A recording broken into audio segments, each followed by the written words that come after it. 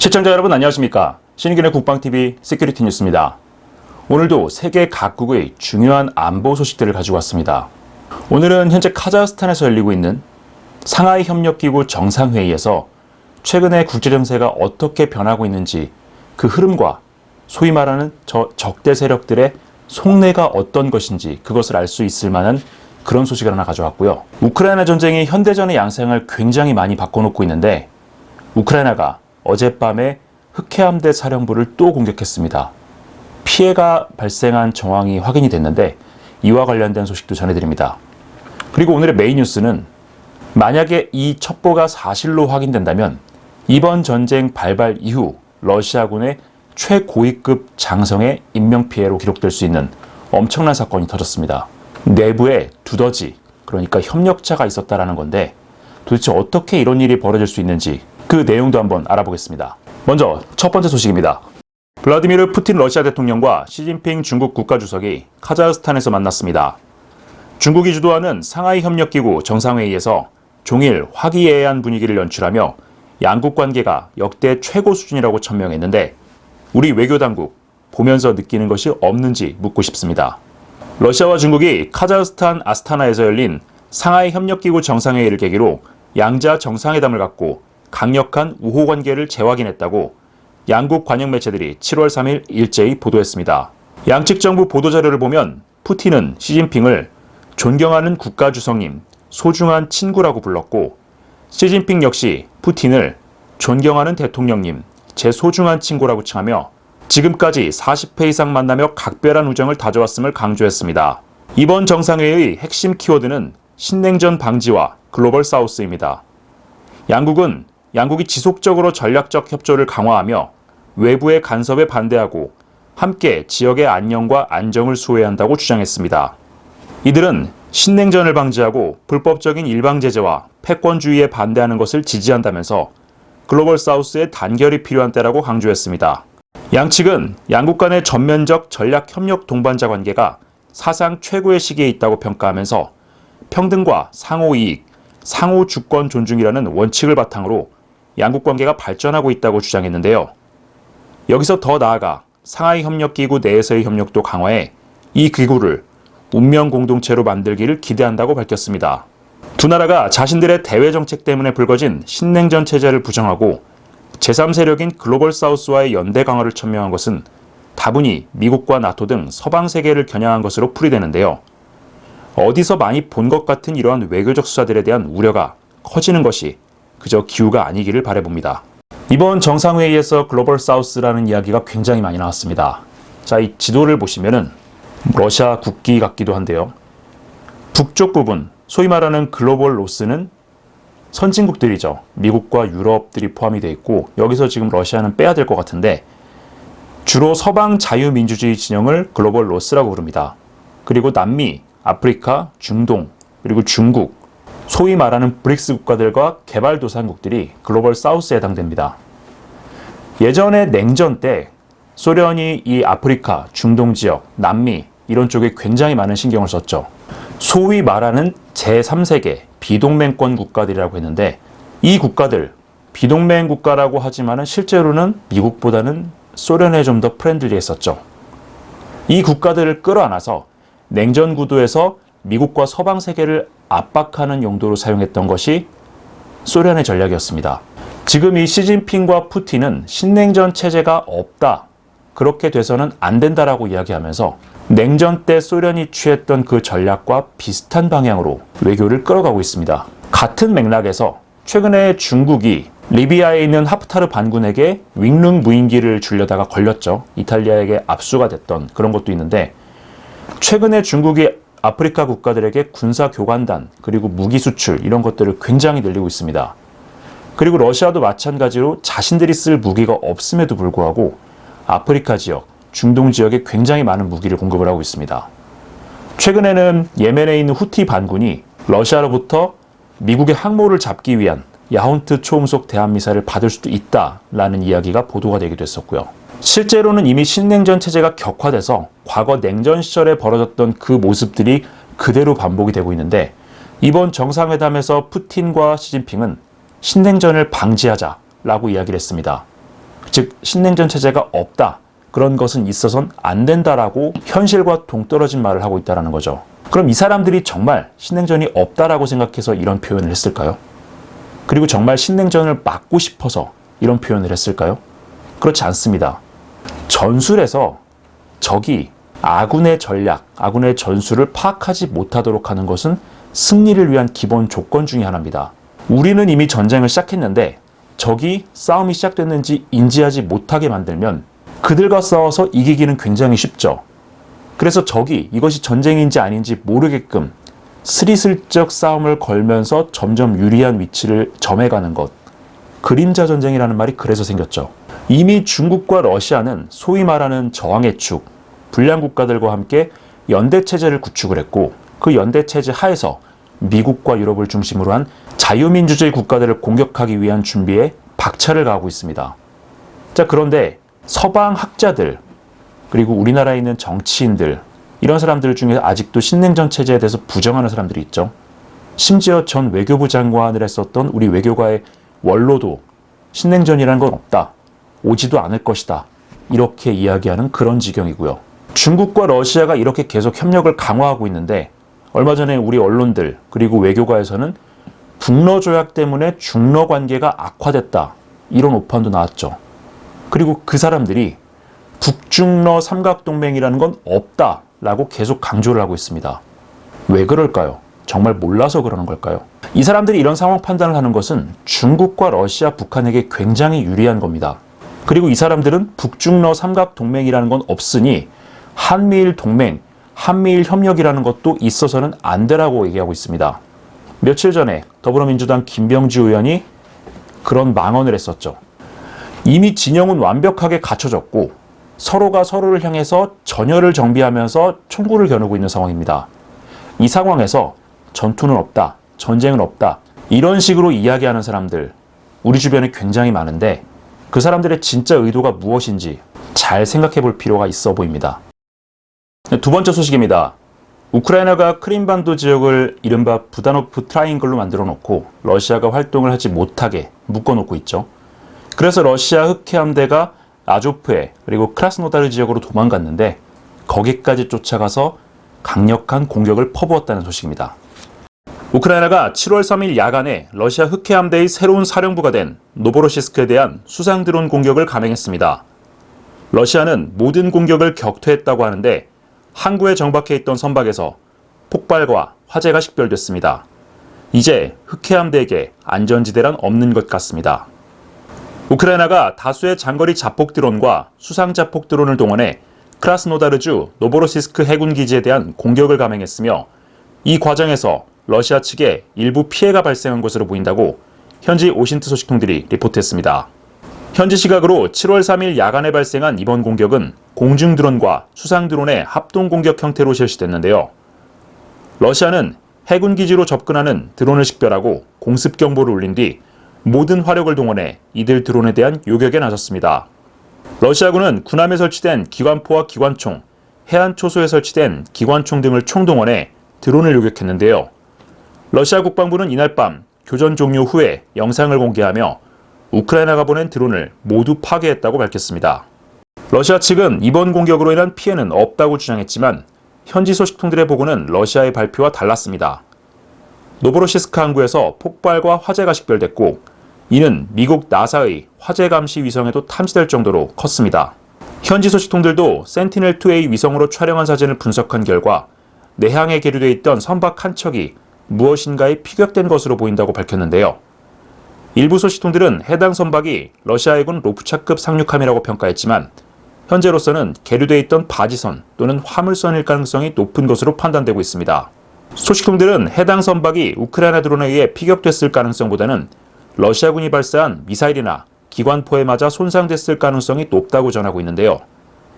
해군력이 없는 것이나 다름없던 우크라이나, 드론 하나로 러시아 흑해함대를 그야말로 궁지에 몰아넣고 있는 것 같습니다. 노보로시스크, 이 지도에서 보시는 것처럼 굉장히 멀죠. 우크라이나에서.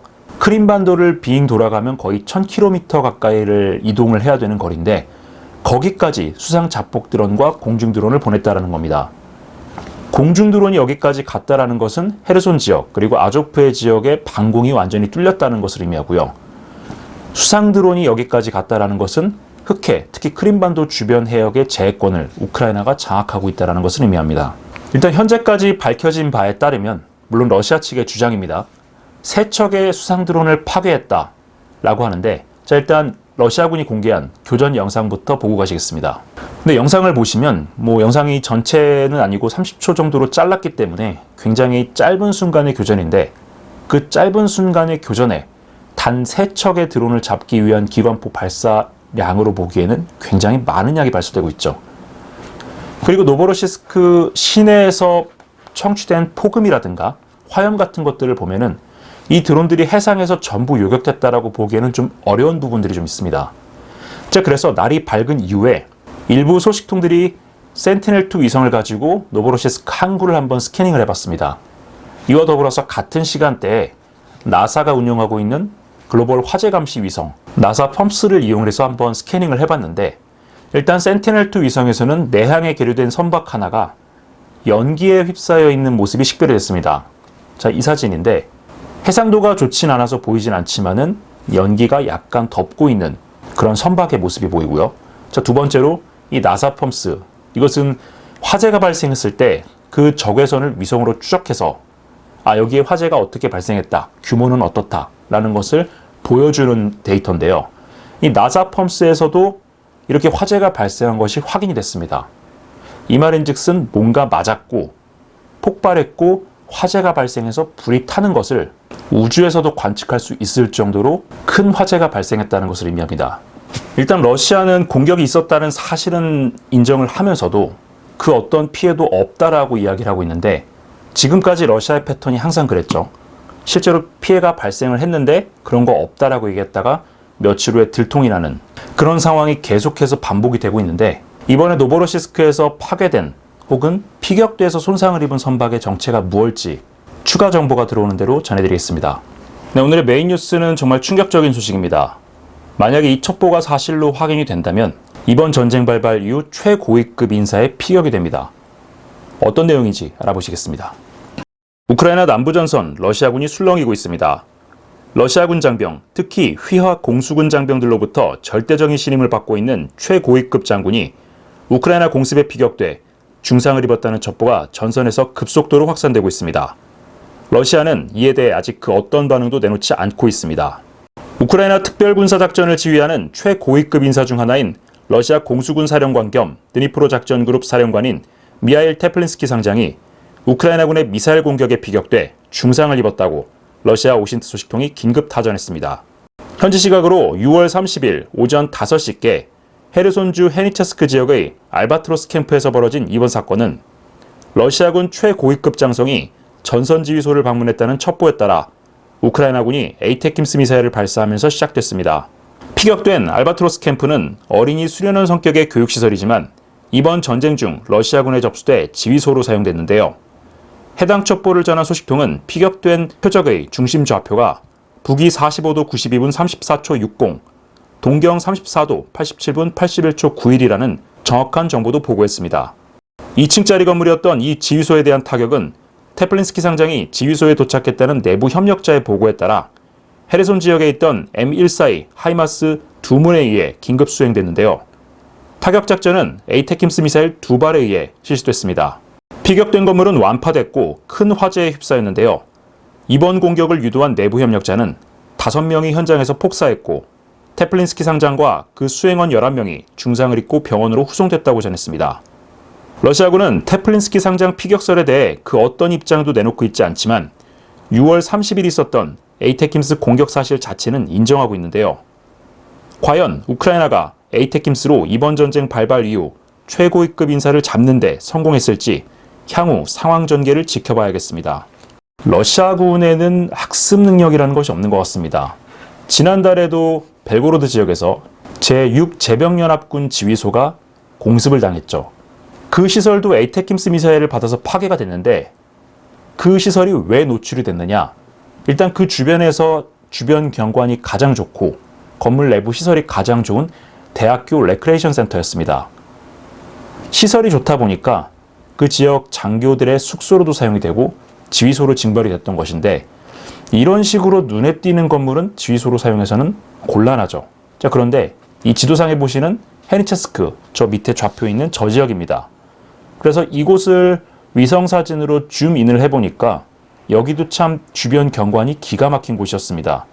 알바트로스 캠프라고 해서 어린이용 레크레이션 센터가 위치해 있는 굉장히 시설이 좋은 건물이었는데, 이곳을 러시아군이 지휘소로 징발을 해서 드니프로 작전 그룹의 사령부로 운영을 했다라는 겁니다. 자, 그러면 이곳에 테플린스키가 왔다라는 것을 우크라이나군이 어떻게 알았느냐? 러시아 오신트 소식통들의 보고에 따르면은 이 사령부 내부에 두더지가 있었답니다. 이 두더지가 진짜 땅을 파고 들어가는 그 두더지를 말하는 게 아니라 러시아군 내부에 심어진 간첩을 의미하죠. 이 첩자가 새벽 5시에 이 사령부가 있는 건물의 위병소에서 누군가 고위급 인사가 들어왔다라는 첩보를 인지를 하고 이것을 비밀통신으로 우크라이나에 전달했다라고 합니다. 테플린스키 상장이 이 새벽 시간에 이곳에 갔던 것은 당연히 공습을 피하기 위해서였겠죠. 최근에 주간에 우크라이나 전장에서 돌아다니면 드론 공습에 의해서 혹은 드론에 의해 탐지가 돼서 미사일이 날아오는 시대이기 때문에 주요 전략 장비라든가 고위급 인사의 이동은 심야 시간대 그리고 새벽 시간대에 주로 이루어집니다. 그 원칙을 지키지 않았다가 며칠 전에 우크라이나군 MLRS 한 대가 파괴됐죠. 테플린스키 상장도 새벽 시간대에 지휘소에 방문하기 위해서 일단의 수행원을 이끌고 이 지역으로 찾아간 것으로 보입니다. 자, 그런데 내부에 협력자가 있었고 이 내부의 두더지는 이 새벽 시간대에 갑자기 수행원들을 이끌고 온 사람이 고위급 장성일 것이다 라고 예상은 했겠지만 테플린스키라고는 생각을 못했을 겁니다. 그래서 뭔가 최고위급 인사가 들어왔다 라고 첩보 보고를 알렸고, 그 첩보 보고에 따라서 이곳으로 에이테킴스 미사일 2발이 발사된 거죠.